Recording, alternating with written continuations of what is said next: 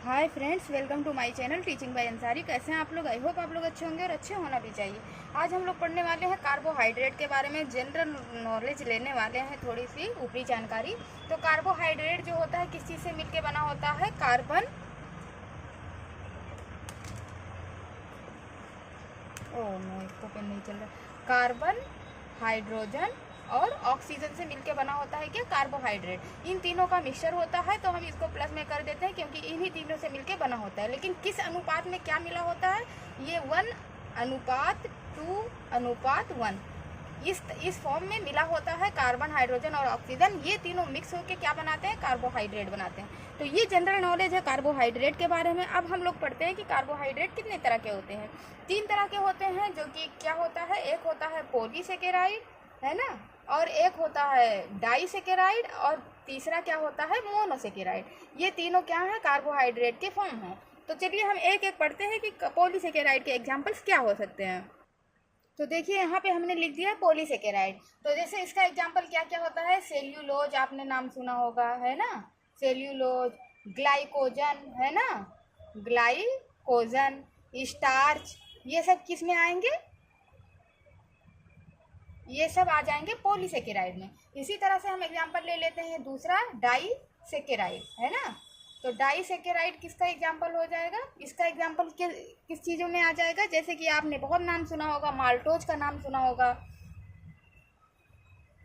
Maltose, या फिर आपने नाम सुना होगा सुक्रोज, है ना, या आपने नाम सुना होगा लैक्टोज, जो कि मिल्क में पाया जाता है। तो ये सब क्या हो जाएगा? ये सब डाइसेकेराइड। और ये बहुत ज़्यादा इंपॉर्टेंट है, ऐसे फालतू नहीं है, ये बहुत ज़्यादा इंपॉर्टेंट है। अगर आपको एक एग्जांपल दे दिया जाए, सुक्रोज दे दिया जाए, और आपको तीनों ऑप्शन दे दिया जाए कि ये पॉलीसेकेराइड है, डाइसेकेराइड है या मोनोसेकेराइड है, तो आपके लिए, अगर आपने नहीं पढ़ा है तो कंफ्यूजिंग जरूर होगा। अगर आपको दे दिया जाए माल्टोज की ये क्या है, ग्लूकोज है, पॉलीसेकेराइड है, डाई है या मोनो है, तो ये पढ़ना बहुत जरूरी है। इसी तरह से हम तीसरा वाला ले लेते हैं क्या? मोनोसेकेराइड। मोनोसेकेराइड। तो इसका एग्जाम्पल क्या क्या हो जाएगा? जैसे कि आपने बहुत नाम सुना होगा ग्लूकोज का। तो अगर ये भी बहुत इंपॉर्टेंट है, पूछा ही जा सकता है, आपको खुद लगेगा कि हाँ ये इंपॉर्टेंट है कि ग्लूकोज क्या है, मोनो, डाई या पोली। तो अगर आप पढ़े रहेंगे तो भी आप बता सकते हैं। अगर आपने पढ़ा भी है, अगर आपने कायदे से नहीं पढ़ा है तो भी कंफ्यूजन हो सकती है। तो जैसे हो गया ग्लूकोज, जैसे हो गया फ्रक्टोज। अब जैसे ये फ्रक्टोज है, ये क्या है? ये मोनोसेकेराइड है। अच्छा, सबसे मीठा कौन सा ग्लूकोज होता है? तो इसमें सबसे ज़्यादा मीठा क्या होता है? फ्रक्टोज ही सबसे ज़्यादा मीठा होता है। आप ग्लूकोज या सुक्रोज सोच के ना सोच दें कि सबसे ज़्यादा मीठा, फ्रक्टोज सबसे ज़्यादा मीठा होता है। अब इसी तरह से मैनोज, ग्लेक्टोज, ये सब किसके एग्जाम्पल हैं? मैनोज, ग्लेक्टोज, तो ये सब मोनोसेकेराइड के हैं। और डाइसेकेराइड में स्पेशली क्या आते हैं? Maltose, sucrose, lactose.